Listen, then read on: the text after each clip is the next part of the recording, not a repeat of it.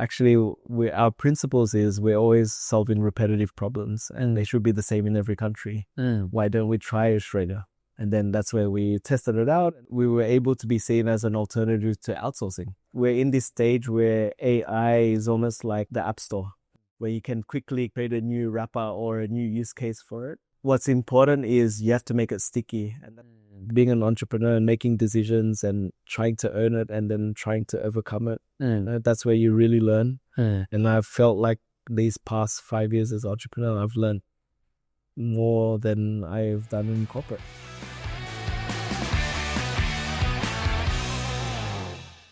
Hi, welcome to another episode of the CTO show by Tech Vibe. I'm your host, Philip, and today we're in Jakarta interviewing the CTO of Ledgerowl, Adrian. Adrian, you have such an interesting journey, obviously, because you're not originally from here. You grew up in Australia, but now you're building one of the most exciting companies, actually in Indonesia.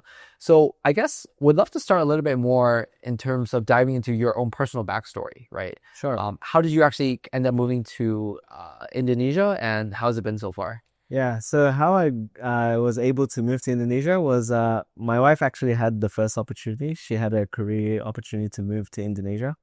And then I was talking to my now co-founder, and his wife is actually my best friend. Oh, wow. And he was all in Australia. All in Australia. Wow. Yeah. And then they got married and moved to Indonesia, and he was telling me, hey, I'm always doing accounting late at night as in my side hustle. And then he was like, when I was saying, hey, I'm actually moving to Indonesia, I was like, let me work on this with you, because I'm actually in my current role at Canon. And back then I was working for Canon. I was already automating this as well. Wow. So I was like, I'll jump into this kind of startup idea with you. Wow. So that's when, decided my wife, she's like, hey, are we going to move to Indonesia? Okay, let's do it. Wow. And so I'm going to move to Indonesia. I'm going to be a startup founder, and then you're going to be, the stable one with the expat income. So it was actually driven by your wife's it was more of a personal decision, and the opportunity came about as well. Yeah, the opportunity came about, and then basically what I realized is I always was in corporate life. I was always an entrepreneur anyway, so it's like, let's be a corporate dropout. I see. And that's amazing. Yeah. But you are actually Indonesian by heritage, right? Yeah, by heritage. Both my parents are Indonesian and migrated to Australia 40 years ago. Wow. Did that also kind of impact your decision to try to move to Indo? Yes. So I think when me and my wife got married, we were so fascinated by Indonesia. My wife, from an urban planning perspective, loved there's so many things to solve urban-wise. And then from me, I always thought Indonesia is this unique place where everyone's an entrepreneur. So you meet anyone in Indonesia, they most likely have a side hustle. Right. And so, concepts like, say, ride-sharing, Uber, that was happening naturally in Indonesia. So I was always fascinated that it would be so awesome to build a business in Indonesia one day, because I felt like it's just natural in the culture and the people. And things happen here naturally that they're kind of innovating in, San Francisco, right, on the daily life. So I think that was part of subconsciously what I loved about Indonesia and always wanted to move here. That's amazing. Yeah. Did your parents complain that they moved to Australia for you to move to Indonesia? Actually, that's a big thing. So, because I got other co-founders from Australia that moved here. Yeah. Our parents are so worried. Why would you do that? Why would you move to, we struggled so hard to get out of Indonesia for a better life, and now you want to, almost like be a sea turtle coming back. Exactly. But, that's something we always have to talk with our parents. I actually know it's, Indonesia is a different place for where you were at. But obviously they have these biases about Indonesia and how they grew up, right? I'm sure now they're very proud of you and respect that decision. Of course. They're so excited. They get to come back home much more because my parents are still in Australia. So I think, they enjoy it a lot. That's amazing. Yeah. Okay. So I guess, maybe take me back to the early stages of founding this company. Yeah. Like, tell me a little bit more about when you were at Canon. What were the specific problems or things that you encountered that actually inspired you to start Ledgerowl? Yeah. So, as I said, my co-founder started Ledgerowl as his side hustle. So he he was doing bookkeeping for his friends late at night. And then when he was telling that this problem is like, it's so repetitive, it's the same data in and out when you think about accounting. I really resonated with that idea, because that's actually in my last role at Canon. We bought an outsourcing company for Canon business, because Canon was looking at different areas rather than printers and cameras. Yeah. And then what we were trying to do was, when you're outsourcing accounting, you realize it's actually the same thing day in, day out. So why can't it be automated? So that's kind of like really what drove me into this area. Oh, can technology actually solve these kind of issues? But yeah, but then what frustrated me was when I first got the role, I was reporting to the CEO in the role of the CTO. I had to build products that was actually cheaper than the actual labor itself, from an outsourcing perspective, right? So I kept losing versus sales, Right. because the sales always wanted to sell people first, Exactly. and then technology would just make it cheaper over time. So they can go, we'll give it to you. Let's sell 30 people to you, but you'll get it 15% cheaper. And then my role was just to get it 30% cheaper. So that's kind of what frustrated me about the opportunity. I was like, oh, so much more can be done. And then that's why it was this perfect storm that was all coming together, where my co-founder was already doing it as a side hustle. I got this use case that we're already making money. And then let's turn my ideas into real life, basically. That I was, stuck in corporate where I wasn't able to do it. Wow. Yeah, I think that's often a complaint that a lot of companies I talk to have about Southeast Asia, whereby sometimes the cost of labor is just so cheap. Yeah. So it's like, why do I need SaaS software? And maybe the mentality is more like they prefer working with people. Yeah. Instead of actually, adapting some kind of technical software. Yeah, exactly. And that unique Southeast Asia kind of demographic about they still want, labor is cheap. I still want to talk to a person. Yeah. We really, when we were designing the product, we actually ingrained that into our service as well. So, in our subscription, you actually get an accountant for an hour every month. So you can, after you've given us all your documents, your unstructured data, and then our AI will create your bookkeeping, and then you get to book a meeting with an accountant after we review it. So they still have that experience, small business owners, that they have an accountant, they have a person. So and I think that's what's really made us sticky and made the tech less scary, really. Yeah, when you think from a financial perspective, it's really scary, right? So I really want to just let it go. Yeah. So I reckon that comment on Southeast Asia is really true. I see. Yeah. So you're doing this hybrid model now, and that actually seems to work, I guess, in Indonesia and a lot of the sales here. Yeah. I think we're calling it human in the loop. Human in the loop. Yeah. So we're doing AI with human in the loop. Yeah. That's the fancy term. For sure. That's interesting.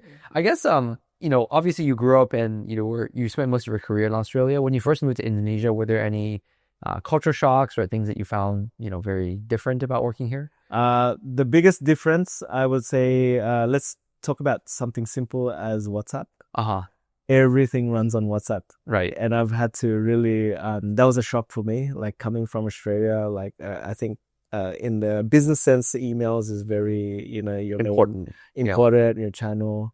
I was just surprised at I think like WhatsApp really works in Indonesia because it mimics the culture, like that kind of really colloquial but relaxed, but you can do serious work on it as well. Yeah. Because it's like hanging out at a cafe, right? Exactly. It's there. So it was really weird and bizarre to see WhatsApp as the main form of communication, but then it really made sense.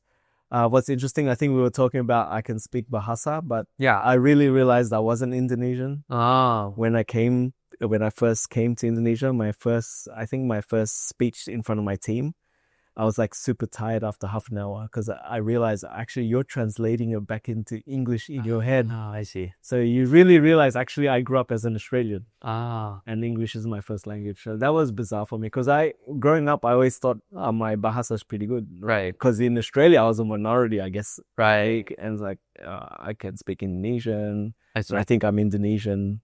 but then you realize I'm Australian. So it was a bit of that culture. I was really surprised in that. I thought I was actually going to be pretty good at, I see. Yeah. Do you think that, founders who decide to open an office here or do a business in Indonesia, do they need to actually be able to speak Bahasa and communicate with the team here?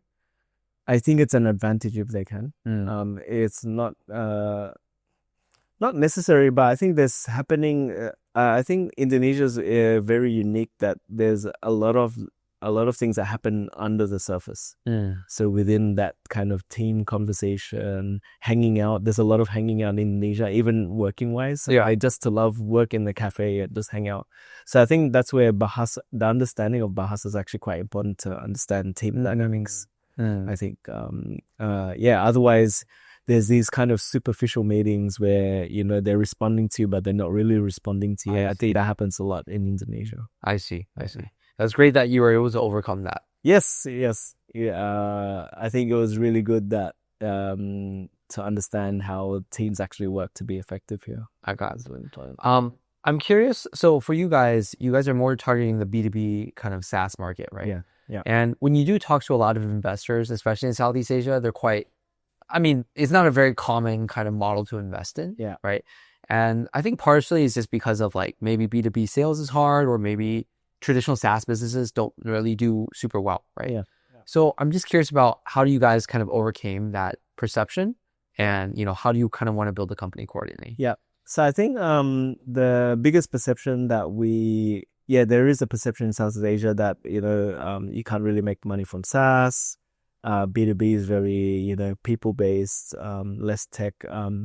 So I think all those perceptions are true. So what we try to do differently, first of all, we never, if you look at our website, initially it never talked about the tech. Talked about the service or the outcome that you're going to get. So that's the first thing that we try to kind of sell, that what you get is kind of like what you get if you were working with people anyway. Okay. So we try to compare it really to the person rather than trying to be your classic SaaS. This is your starter, big pricing. Yeah. So, and we never done freemium. Okay. We've never done freemium. So we always really worked on that outcome. Okay, what's the value of this outcome? Right. So I think that's the mentality that we kind of went in with B2B sales, especially with SaaS in Indonesia. So even if you look at our pricing, what we try to price it is under minimum wage. So we try to get them to a decision point is, am I going to hire someone on minimum wage and I'm not going to get a good outcome? Right. Or do I want to guarantee an outcome for minimum wage? Wow. So that's how we've thought about it differently, rather than trying to compete with all the other SaaS out there that's starting super cheap. Right. Yeah. Okay, that makes sense. And I guess at the end of the day, technology hypothetically should be cheaper than human labor, right? Exactly. I see. Exactly. Yeah. Do you guys target more, I would say, like SMBs or like enterprise customers? Or So we started a lot with SMBs just because where we try to actually acquire the SMBs is before they actually need an accountant. So before they're about to grow and they're in that decision point, do I need to hire an accountant or can we come in? So I think that's where we really started in the SMB space. But now eventually as we grow, obviously we started to see that we might see some churn if the customer starts growing and then they go, I need a team now. So that's where obviously we have to started really investing in tools for that enterprise space. And that's basically our roadmap is we can grow when you grow. I see. So we started really now going into the enterprise space and having tools for the enterprise, not replacing accountants, but being tools for finance teams. I see. Yeah, so that's where we're heading. For enterprise, it seems like when you do sales with them, like there's a lot of requirements often. Yes. Especially around security, permissions, controls, all of this stuff. So I guess as you guys have tried to target the space, how have you navigated around this necessity for it to hire stack, right? Yeah, and I think that's one of the biggest challenges as a founder, right? As you're scaling, say, from small businesses to enterprises, you might not have the necessary capital straight away just to get a license. Exactly. Or just to get your security, and you're still... So I think that's where you just have to be really smart on your, first of all, the acquisition strategy. So if you look at Australia, we got a few enterprises now. And how we've been able to kind of overcome, we worked with an accounting firm. So effectively, we acquired them as a customer. So then we can be behind their licenses that they already have to service their customers. So strategic partnerships. Strategic partnerships, looking very efficient GTM strategies. I think it helps you leverage that way where you can be perceived as secure, or got the licenses to then kind of acquire those enterprises and overcome. But obviously you have to have a long-term plan to get there. Yes, of course. Yeah. So that goes a long way as well when you're doing enterprise, going through the procurement, doing the questionnaires. You eventually find that, they still respect if you're trying to get there and can show evidence that you're getting there and you have a commitment culturally to get there. And even in Indonesia, is it a very similar process to Silicon Valley where you have to go through procurement, those kind of things for enterprise sales? Yes. I think in Indonesia, it's still the same process, but there's a bigger, what they call beauty contest. They actually call it beauty contest, which is basically the procurement process. Right.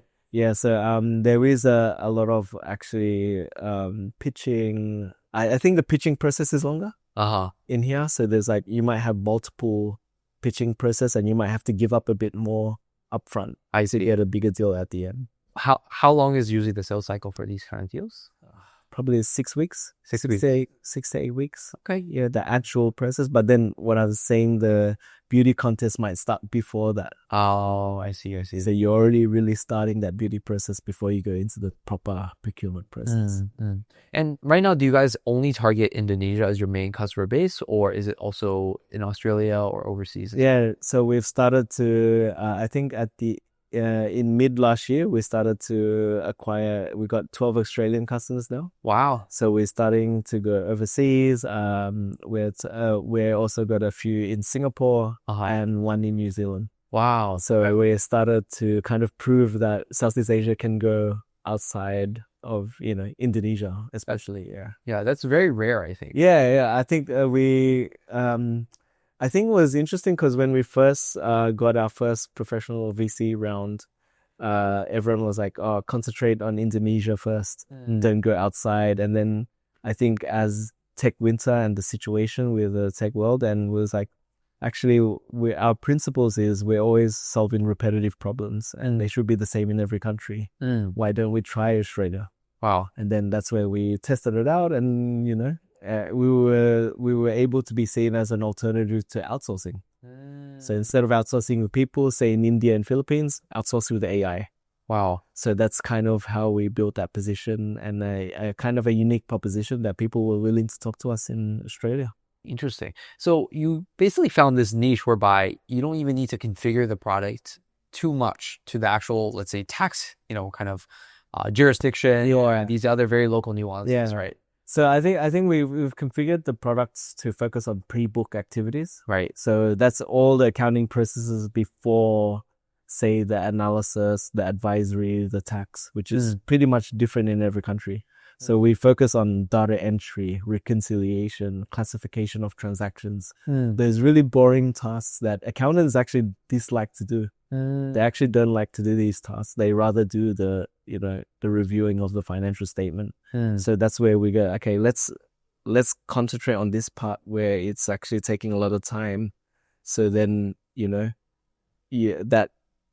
that tax or all these other ones where it's different in other countries, that's where people can still kind of do through consultancy. Got it. Yeah. Got it. And I guess, is there a reason why you guys want to focus on markets like Australia and Singapore as opposed to like the US or, bigger markets? I think it's more just familiarity. So basically because of my Australian background and all my co-founder Indonesian, but went to school in Australia, we were just more familiar with the market. And my co-founder and my partners, they're CPAs or chartered accountants in Australia already. So I thought it was just a logical place for us to kind of test. Right. And I think you see that a lot in the startup land. Like Australia is a good place to test before you go to the US. So what we're hoping to do is really just, let's get our footing in Australia before we can go to the US. And do you have to build a team there in Australia to sell and those kind of things as well? Or? Not yet. Not yet. Not yet. We're going back and forward, which is great. I get to see my family all the time.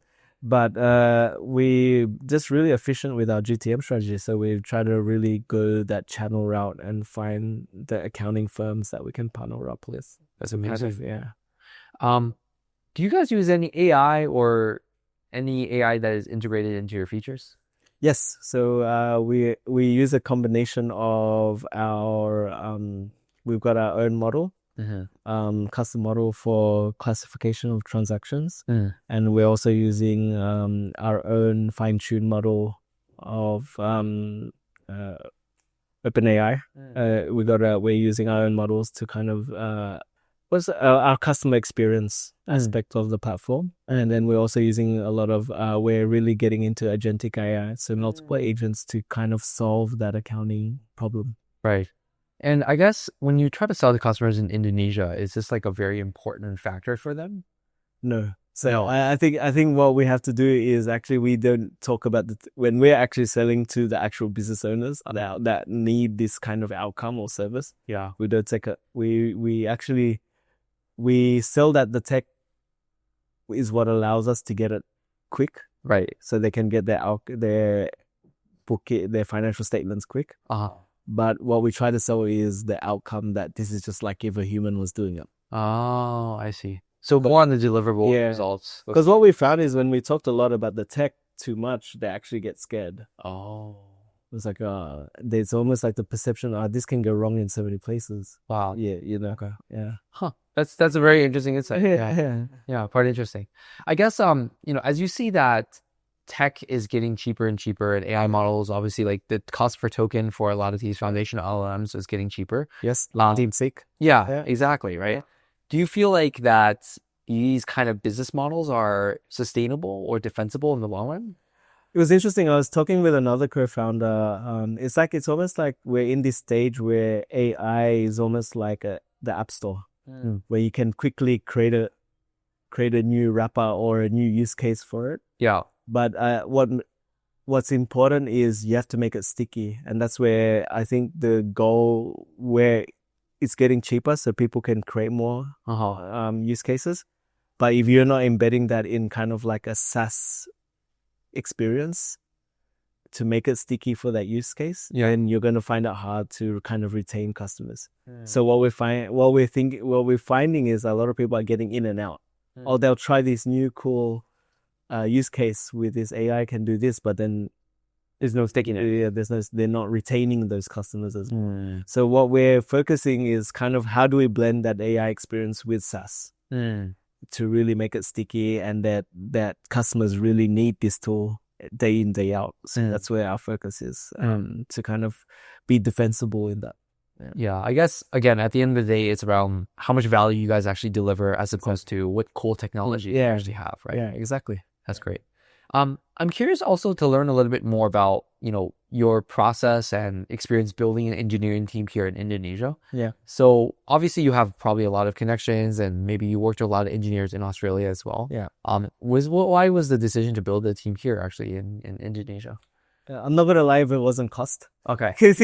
I think cost is from the business perspective. Obviously, you get far much advantages with cost, but obviously, the disadvantage I would say is there's a lot of loss in translation from, say, the product requirements to the delivery.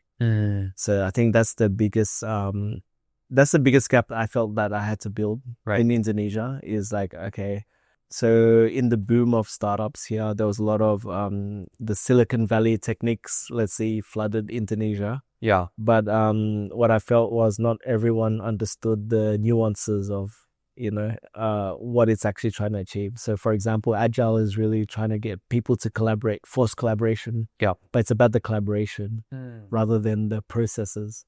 So I think that's the difference in the engineering teams I felt here, that you had to kind of build still the soft skills in communication. So less technical, actually. I think Indonesia is actually very great in the technical talent. I've been quite impressed. But what I think what I've had to build is still that communication on, building up in a certain way that meets the requirements, and you've kind of thought through the different Actually, I've been encouraging for them to develop slower but develop right. Kind of that's what I've had to kind of let's spend more time understanding what we're trying to build and why, and then you should be contributing to those ideas, not just thinking I have to build this, right, and not think about anything else that impacts it. I see. So for a lot of these like engineers, it's hard to hire for that skill. You've mainly had to build it in-house, right? Yeah, so basically have to build. I felt like we have to kind of build that culture from the ground up, rather than it's not just like. And how do you usually do that? Is it just one-on-ones, mentorship, those kind of things, or? Yeah, one-on-ones, mentorships. I think what's awesome about Indonesia though, there's the bootcamp community has been great. So we've been partnering up with a lot with the bootcamp, those development bootcamp communities, and just getting to know them, and then seeing who can fit your culture. Oh, okay. Rather than and try to look for good quality candidates that way. Okay, that's an interesting way of hiring, yeah, for sure. Any other big differences that you see between hiring, here versus in Australia, or? The other biggest thing, I think, there's. I'll talk about the similarities first. Sure. They all want this hybrid and work from home. Yeah. That's the same in Australia and Indonesia so far in engineers. But then the other different thing is also I would comment on the career progression. So the aspiring needs, I think, is different in terms of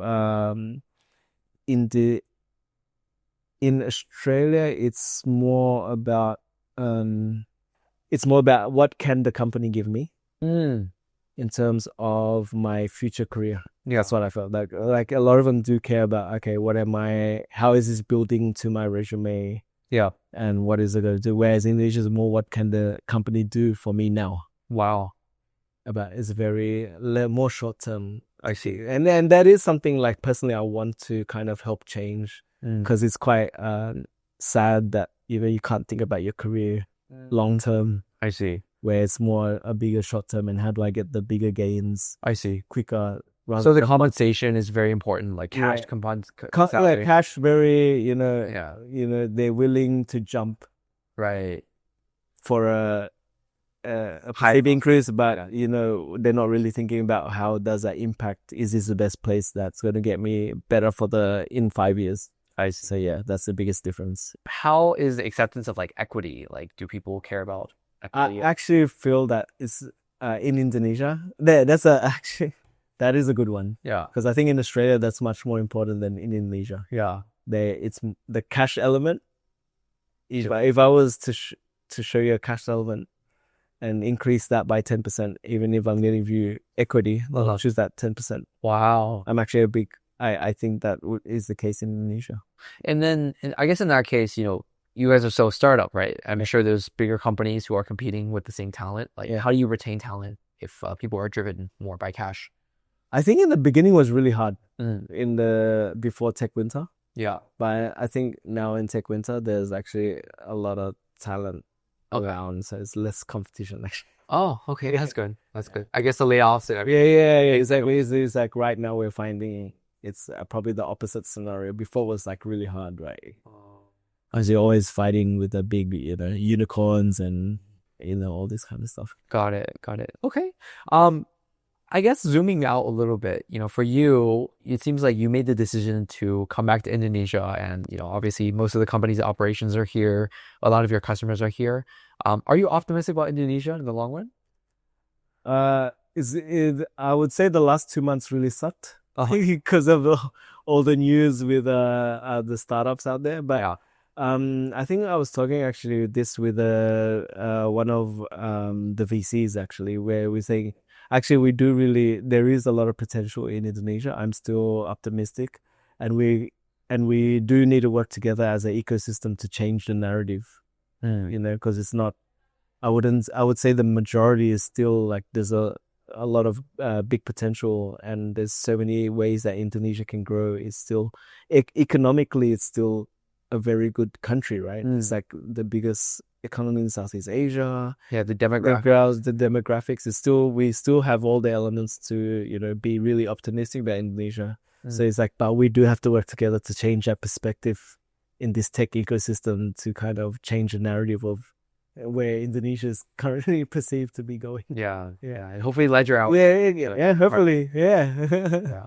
Awesome. I think the last question the last section that we like to do is just like this quick fire rapid question. Yeah. So just let us know exactly what comes to your mind and then we can, discuss, right? Sure. So the first question is, what is your favorite tech tool or app that has made your life easier? So my most favorite tech tool is actually the tools that allow you to prompt to code to build the app straight away. Okay. And it's the reasons I can prove my developers wrong.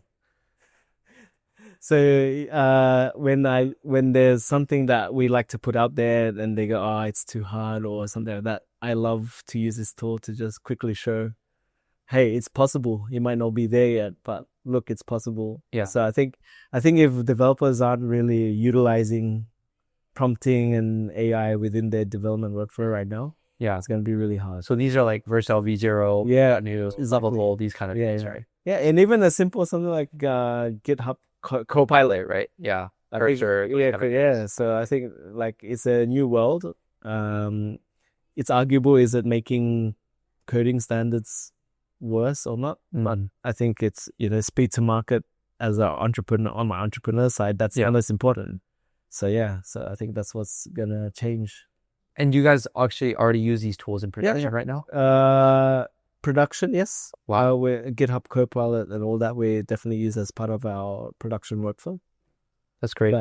But it's more for kind of proof of concepts, really, just to quickly, is it possible or not? Makes sense. If you're not doing what you are doing now, what other profession would you have pursued? I would have loved to be a professional soccer player or tennis player. Something in sports that would have been, I think that would be the ultimate dream for me. Just playing sports for a living is, because that's basically my obsession. You're telling me that paddle is very... Yeah, paddle, probably not when I was growing up because, didn't really hear about it. But now I would have loved to be a professional paddle player instead of tech founder. Maybe there's still hope in that. Yeah. What are you the most grateful for? Most grateful just being able to live this life that I have now. I wouldn't say I'm a billionaire or millionaire, but like just able to really follow my passion and my dreams. And so, that's what I'm grateful. I guess, is there any advice that you would have told yourself maybe like 5 years ago, 10 years ago when you were still in Australia in a more corporate career? I would have tried to be an entrepreneur much earlier. So I think when you try to be an entrepreneur in a corporate sense, there's a safety net, right? Because it's not really your money. And you're making safer bets, let's call it, not being a proper entrepreneur where you're trying to push the needle. So and you learn much more by owning it. Being an entrepreneur and making decisions and trying to earn it and then trying to overcome it. That's where you really learn. And I've felt like these past 5 years as an entrepreneur, I've learned more than I've done in corporate. Wow. Yeah. A lot of people, maybe they have like this imposter syndrome where they're like, not good enough, I'm not experienced enough. Like, what would you say to that? With the imposter syndrome, I think you just have to overcome it and just do it. So I think I really felt that and that's one of the major pushes for me to go to Indonesia was, hey, I've always been the first to bring Agile in my company, or the first to do all these kind of startup or entrepreneur things.